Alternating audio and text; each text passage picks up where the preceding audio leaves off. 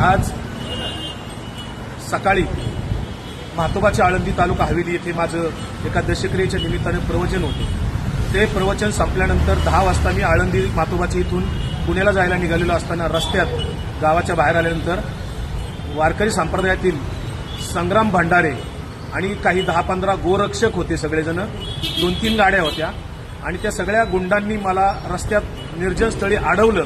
माझी गाडीवर मला उतरून माझ्या अंगावर 2-3 शाईच्या बाटल्या ओतल्या, मला धक्काबुक्की केली आणि 2 जणांच्याकडे रिव्हॉल्वर होते। ते सगळेजण मला जीवे मारण्याची धमकी देत होते। त्यात लोक जमत असताना ते मात्र तात्काळ पळून गेले।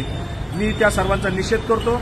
संग्राम भंडारे आणि त्याच्यासोबत आलेले सगळे जे काही 10-15 गुंड होते गाड्या घेऊन आलेले त्यांच्यावर पोलिसांनी तात्काळ कायदेशीर कारवाई करावी। मी लोणी काळभोर पोलीस स्टेशनला इथे फिर्याद देण्यासाठी आलेलो आहे। जोपर्यंत त्यांना सर्वांना अटक होत नाही तोपर्यंत लोणी काळभोर पोलीस स्टेशन येथे माझा सत्याग्रह सुरू राहणार आहे।